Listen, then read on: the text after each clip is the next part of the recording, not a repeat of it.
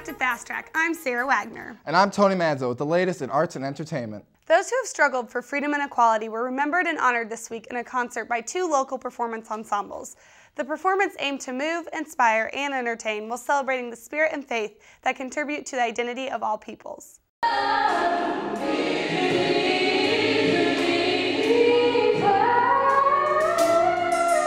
On February 21st, the Black Voices of Inspiration collaborated with the Bach Chorale for the first time in both groups' history. They combined forces for a performance in front of a packed house at the First Baptist Church of Lafayette to honor Black History Month. The concert, entitled Rock of My Soul, took place in two parts, the first of which included the work Changed My Name, a musical arrangement which chronicles the lives of Harriet Tubman and Sojourner Truth through both song and dialogue.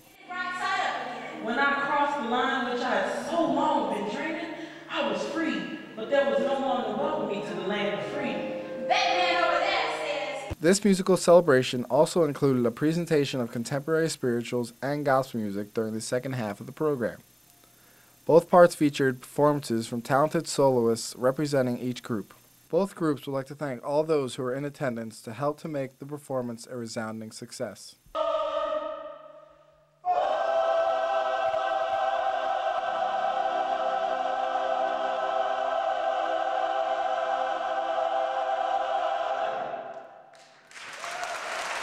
The Quirk started as a general interest magazine publishing local artists' work in northern Indiana.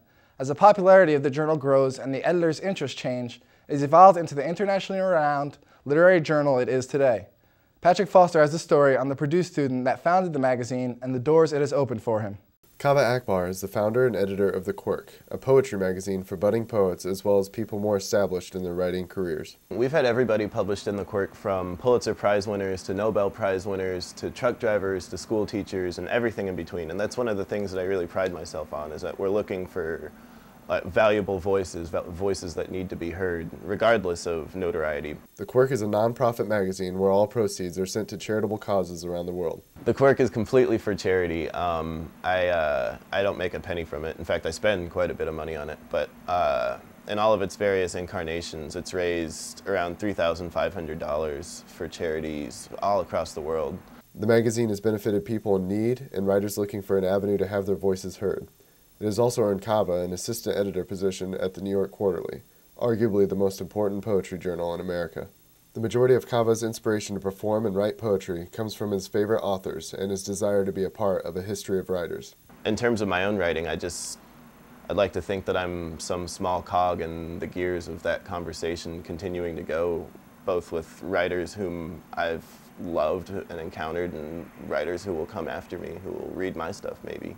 Copies of the Quirk magazine and Kaveh's poetry book, Calling a Wolf, are available for order online. The campus was filled with cheer and celebration over the weekend as the National Panhellenic Council's Alpha Phi Alpha fraternity hosted an annual event that promotes Black womanhood and scholarship. Sheena Mitchell has more with the story. The Miss Black and Gold 2010 pageant featured Michelle Gray, Monique Smith, Tasha Thomas, and Deirdre Yerger. These four ladies were competing for a $1,000 scholarship based on the results of this pageant as well as their grade point averages and records of academic leadership. The pageant dates back to the early 1970s and represents the history of the fraternity's founding in 1948. It was pretty much put on by alphas. They took the idea from something similar that happened back in those days, and they pretty much wanted to do it for women's appreciation, so they can recognize like strong Black women, because that was a time when women weren't really in a position of power or wasn't really recognized. In addition to their opening dance, the ladies also competed in an evening gown section to display their poise and grace, as well as a swimsuit, question and answer section, and talent section. The talent section featured monologues about the importance of Black history and the raw emotion of the Haiti crisis, in addition to various forms of dance, ranging from liturgical praise dance to the lyrical dance fusion of jazz and ballet. At the conclusion of the pageant, all four ladies were awarded with a title. Tasha Thomas received the Miss Congeniality Award, Monique Smith received the Miss Black title, Deirdre Yerger received the Miss Gold Award, and Michelle Gray, a senior in the College of Technology, was crowned Miss Black and Gold 2010 and received the $1,000 scholarship award. She was especially pleased that her family traveled from Chicago to support her and was ecstatic about her win. I'm pretty excited about it. I feel that it's been a long time coming, and I'm just glad that it's finally here. So I'm pretty excited. Grace's next appearance will be at the next phase of the Black and Gold competition, which will be held in Greencastle, Indiana. Don't have any plans this weekend? Nadine and Caitlin may have just the thing for you.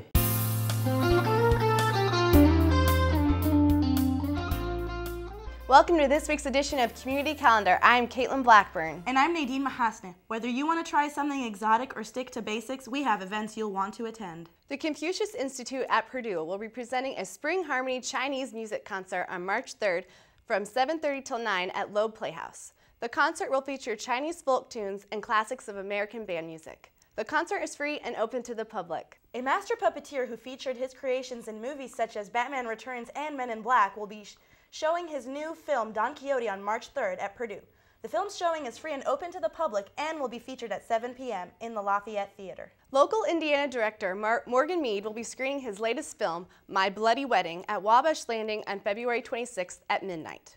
The feature-length comedy about a young mama's boy whose bride-to-be suddenly becomes possessed was recently premiered at the Derby City Film Festival in Louisville. Tickets are only $5, and the director will be there for a meet and greet before the film. International history professor David Painter will discuss the moral equivalent of war, American presidents, and the oil crises of the 1970s as a part of the Sears Lecture Series.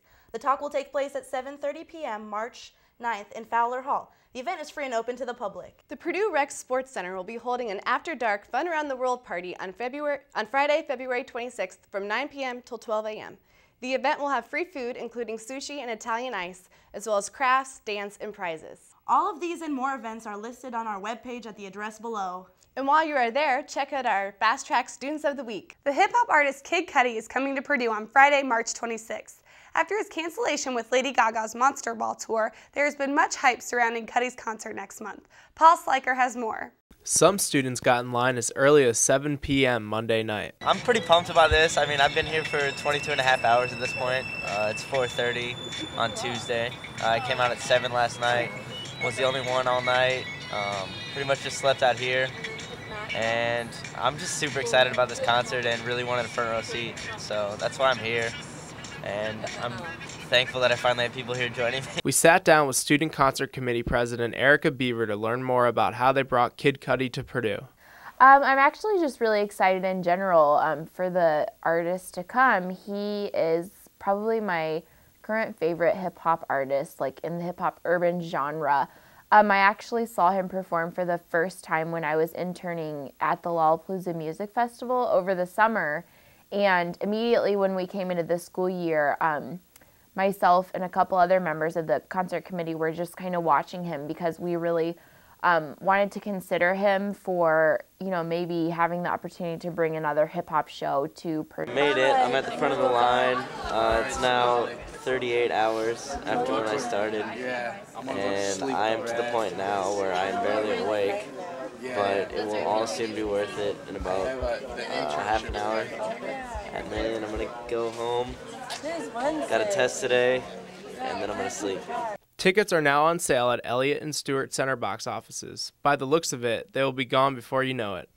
That's all we have for you on this week's edition of Fast Track. Tune in next Friday for a report on some surprising research on alcohol advertising. And we'll have highlights from Purdue's one-of-a-kind dance marathon. Have a wonderful week, everyone.